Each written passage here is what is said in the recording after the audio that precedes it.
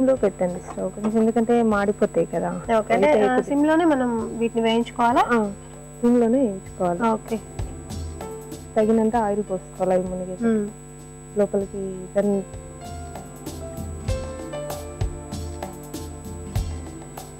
So మీరు degree complete అయింది అని చెప్పారు కదా! మీ హాబీస్ ఏంటి? డిజైనింగ్.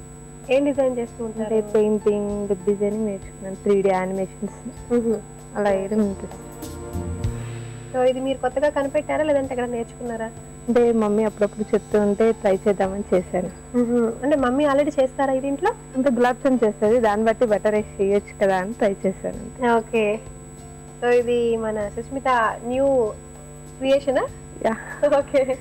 సో మరి మొత్తం ఉండలు రెడీ చేసేసుకొని పెట్టుకున్న తర్వాత డీప్ ఫ్రై చేసేసుకోవాలి. ఓకే. ఓకే, దీంట్లో బాల్స్ రెడీ అయిపోయినాయి. బ్రౌన్ కలర్ వచ్చే వరకు వేయించుకోవాలి. ఓకే. అంత కంటిన్యూగా పాకం రెడీ చేసుకోవాలి. అంటే పాకం పట్టేసుకోవాలి అంటే ఈక్వల్ గా కంటిన్యూ కావాలి. కంటిన్యూ అవ్వాలా? ఓకే. ఓకే.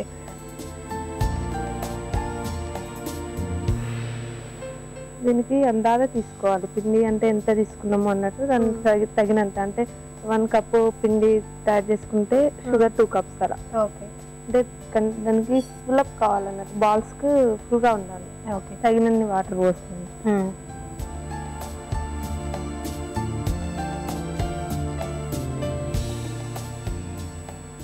బ్రౌన్ కలర్ వచ్చేసి దీనిలోకి తీసేసుకోవచ్చు ప్లేట్ లోకి.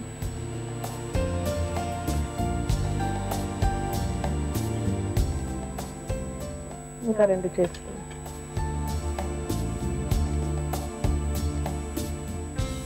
కొంచెం బ్రౌన్ కలర్ వచ్చినాక తీసేసుకోవాలని. ఇలా పెట్టచ్చా?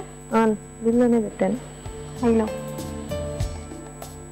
దీనిలో పెట్టుకుంటే మనకు అంత బ్రౌన్ కలర్ రావన్నట్టు. హైలో పెట్టుకుంటే బ్రౌన్ కలర్ ఎక్కువ వస్తుంది. ఓకే. సో మనకేంటంటే సైమల్టేనియస్ గా అటు అవి వేయించుకోవచ్చు, డీప్ ఫ్రై చేసుకోవచ్చు, అలాగే పాకం కూడా మనకు ఉడికిపోతుంది. ఇట్లా డైరెక్ట్ కూడా వేసేసుకోవచ్చు. ఇట్లా పాకం ఉడుకుతున్నప్పుడు డైరెక్ట్ వేసేసుకోవచ్చు. ఓకే. సో వేసేయచ్చు ఇవి కూడా? వేసేయచ్చు. అంటే మధ్యలో ఎక్కడైనా పిండి గట్టిగా ఉందనుకోండి, అలా ఉడికితే వాటర్ వేస్తాం కదా, మెత్తగా అయిపోతుంది. మెత్తగా ఉంటే బౌల్ తీసుకొని సర్వ్ చేసుకోవటమేనా? సో ఇంతే. ఇంకా దీన్ని అంటే నాననివ్వాలా కొంచెం? అంటే 3-4 అవర్స్ నానాలి. ఓకే. అంటే మైదా వేస్తాం కదా, అందుకు 3-4 అవర్స్ నానాల్సి వస్తుంది. సో మరి బౌల్లోకి తీసుకుందాం. ఓకే. కొంచెం పాకం కూడా వేస్తే టేస్ట్ ఉంటుంది. ఓన్లీ అవి వేస్తే.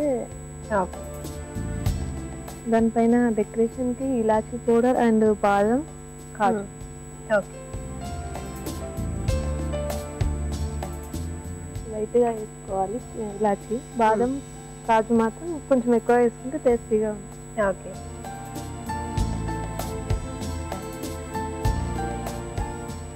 ఓకే అండి, బటర్ జామున్ రెడీ. టేస్ట్ చేసి చెప్పండి. ఓకే.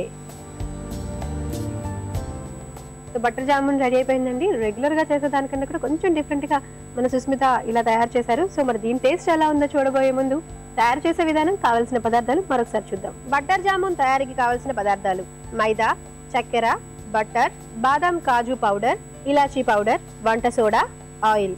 బటర్ జామున్ తయారు చేసే విధానం: ముందుగా బౌల్ తీసుకొని అందులో మైదా, బటర్, ఆయిల్, నీరు పోసి వంట సోడా వేసి చపాతీ పిండిలా కలుపుకొని 10 నిమిషాలు నాననివ్వాలి. తర్వాత ఈ పిండిని చిన్న చిన్న ఉండల్లా చేసుకొని బ్రౌన్ కలర్ వచ్చే వరకు డీప్ ఫ్రై చేయాలి.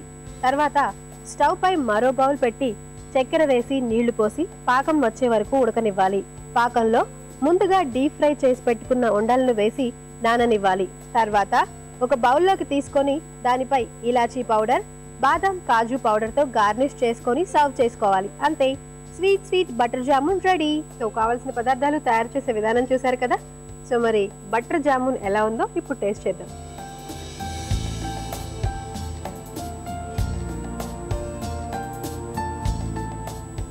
సో యాక్చువల్గా దీన్ని ఒక 2 hours నాననిచ్చి తర్వాత తినాలి కదా.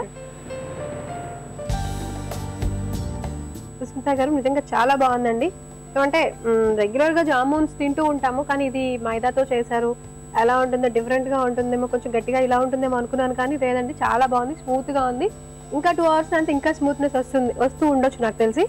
సో సూపర్ అండి. సో ఈరోజు మా సకల కోసం చాలా డిఫరెంట్ టేస్టీ ఐటమ్ పరిచయం చేసినందుకు థ్యాంక్ యూ సో మచ్. సకలు చూసారు కదండి, బటర్ జామున్ చాలా బాగుందండి. సో మనం బయట దొరికే పిండి కన్నా కూడా ఇంట్లో దొరికే ఐటమ్స్తోనే చేసుకోవచ్చు. సూపర్గా ఉంది, తప్పకుండా ట్రై చేయండి.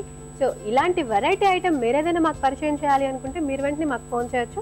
మీరు మాకు ఫోన్ చేయవలసిన నెంబర్ 04023555540. ఈ నెంబర్కి ఫోన్ చేసి మీ వెరైటీ వంటకాన్ని మాకు పరిచయం చేయండి.